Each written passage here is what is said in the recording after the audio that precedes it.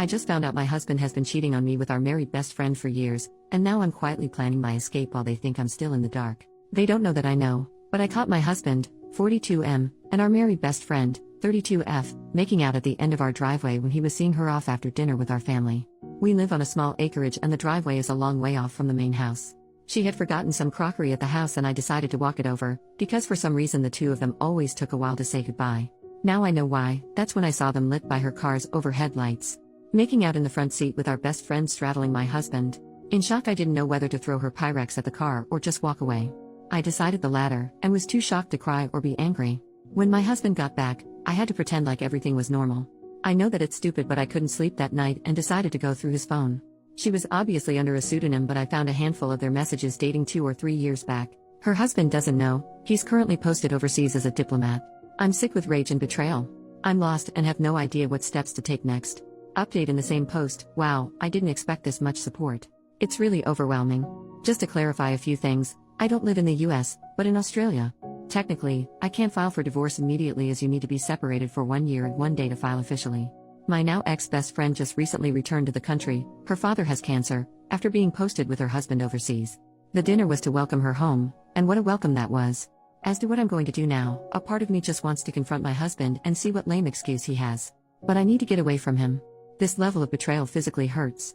I can't help but think of all the times we spent together over the years and for how long our families were fooled. My mind is going crazy. When she was single and he would rescue her from some bad date, with the times they were alone in my house when the kids and I were out. How irrationally angry he was when he found out she had a boyfriend then chose to marry him. Thinking back on it, the two of them disappeared at her wedding. When I asked him where he was, he said he needed to reassure her that she had done the right thing. I feel so sick thinking of these things. Second update in the same post. Thank you everyone for your concern and advice. As of tomorrow my husband is out of town. I've tried really hard to act normal around my now ex-best friend, but it's proving difficult and I feel sick. I have been telling both of them that I've caught some terrible bug and just not feeling myself. While my husband is out of town for the next few days, my sister-in-law, who is the only other person who knows, my brother's wife, will help me pack important documents and store them somewhere my husband doesn't know about. I've organized for my kids to stay with them for a week while I sort my stuff out. I've spoken to a family lawyer and they have told me that the best way to start the separation procedure is to no longer be living under the same roof. I'm very fortunate in that most of our assets are also in my name, and the land our house is on was gifted to us by my parents. I'm planning to kick him out after his trip. But before that, I want to catch them both in the act again.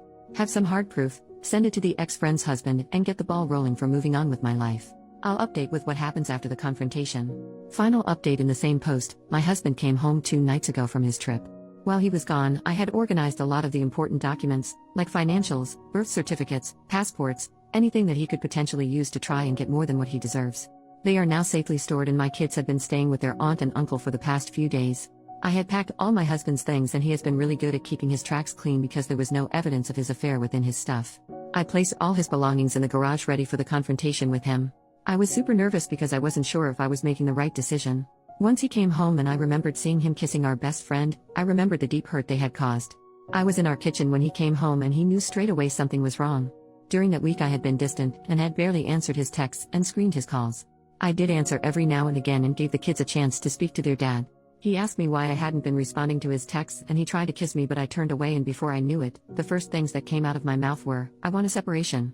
I have to admit that he didn't look very surprised when I said it. He nodded his head and said, "What do you know?" Which was just a punch in the gut, because I wanted him to deny it or say something like it was a one-off thing. I asked him to tell me everything, like when did it start? And he said they started about 10 years ago. At first it was flirtatious messaging and a sneaky kiss in the office when they briefly worked together, and the affair was on and off.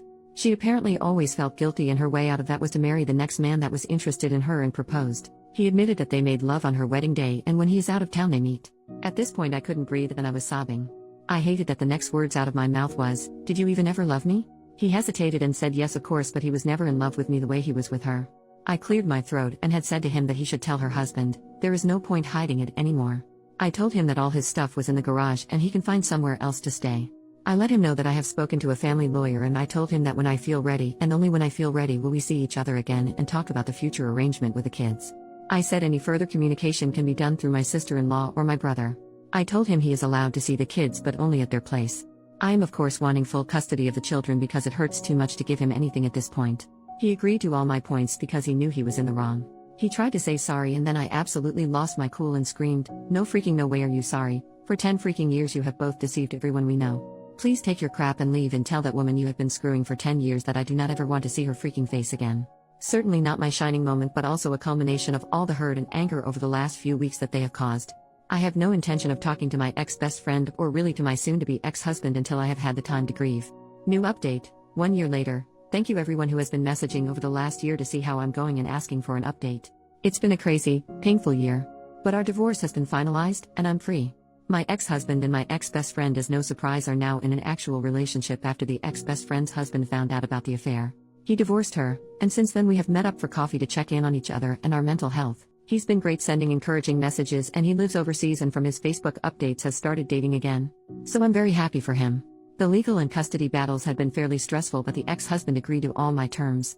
The custody of the children was the only thing he really fought for. I have custody of the kids and he sees them on the weekends. The kids, including myself, have all been going to therapy separately. My ex-husband wants to see them more, and during school break the kids have the choice to stay with him or me. They have been good about it and stay with him for a week or so and then back to their mummy. Apart from necessary conversation, I steer away from my ex-husband and the ex-best friend. It still hurts so much and I understand that it will take some time to heal. But I am letting go because I don't want them to have that level of influence over my life. They got their little happy ending, I guess. I decided to sell the property we were living in and move closer to family and friends because, as you know, it takes a village.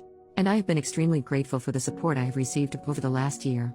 I'm tearing up just as I'm writing this, knowing that I couldn't go through all of this without my loved ones. And for myself, I'm happy overall, still a work in progress but grateful for life. The kids and myself have been enjoying life, and when we have the time and the money, try and take little trips here and there so the traumatic events of the divorce doesn't linger and can be replaced by good memories. Memories where they spent road trips and adventures with their mum.